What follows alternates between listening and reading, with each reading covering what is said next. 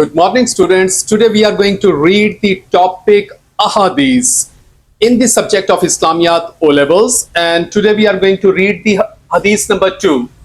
And here is the translation of the Hadith. None of you believes until he wants for his brother what he wants for himself. So this is the translation of the Hadith. And first we will read the teachings of the Hadith, then the practical applications in daily life, and finally we will read an example. So this will be the format, and this is how we will attempt this question in the paper. So first teachings, then practical applications in the daily life, and finally example should be given. So here is the translation. None of you believes until he wants for his brothers what he wants for himself.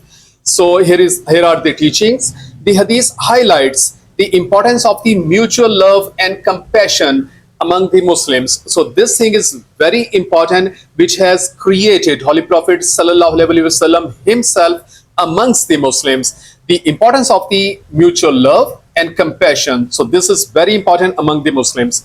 Muslim brotherhood has been established by Allah himself.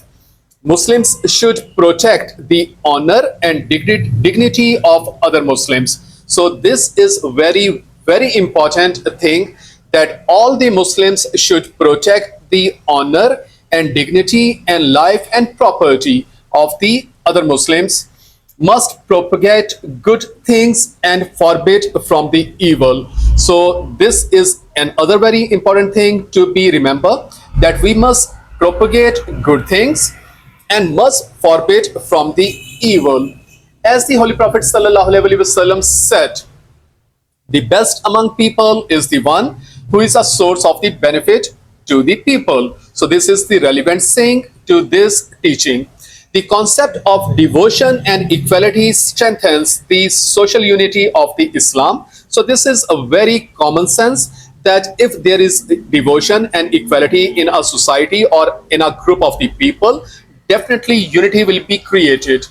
The Muslims therefore constitute a single family or brotherhood, where all members are familiar to each other regardless of the geographical, racial or linguistic barriers. So this is another very important thing to be noted, that we should not discriminate the people on the grounds of the geographical, racial or linguistic barriers. So we should constitute a single family or a brotherhood with the other Muslims regardless of these kinds of the stupid things. The Holy Prophet Sallallahu Alaihi Wasallam said, the Muslims are like a body. If one part of the body feels pain, other parts do not remain unaffected.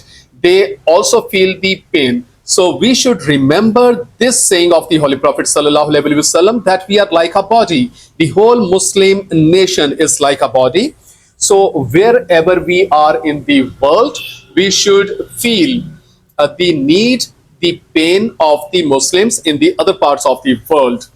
A heart without love and care for the fellow Muslims is devoid of true faith. So another very, very important thing, that without love and care, the Muslim's heart is devoid of the true faith. It means the true faith is not there. Some kinds of the impurity is there. And so genuine faith is linked with affection for the other members of the Muslim community. So this is very important thing. The words in the Hadith, none of you believes, refers to imperfect faith. Imperfect mean impure or not completed, and not absence of the faith. It means faith is there, but imperfect faith in the heart, who is having not love or care for the fellow Muslims. Okay, how to put these teachings into action? Islam discourages the preference of the individual benefits over social benefits. Muslims have been specifically prohibited from making fun or looking down upon other Muslims with the contempt, seeking faults, or being suspicious of one another. So these are very important things, that we should not contempt others. We should not seek faults in others or being suspicious of one another. Muslims are not supposed to break ties with the fellow brothers and should take initiative in establishing the good relation. So these are very important things to be remembered. The Prophet ﷺ instructed, he is not a true believer who eats to his fill, but his neighbor sleeps hungry. So this is the relevant saying that we should have love and care for the fellow Muslims. Islamic society is unified under the banner of the devotion to each other. So as Muslims, it is our duty to be devoted for the well-being of the society. Consequently, we must help the needy, visit the sick, and feed the hungry. So if we do these things, definitely that will show our love and care for the others, and the Muslim nation will be united and love will be promoted. The Prophet ﷺ instructed, it is more beneficial for one to give his land free to his brother than to charge him a fixed rental. And here is our example. The true evidence of the Islamic Brotherhood was a society established at the Medina.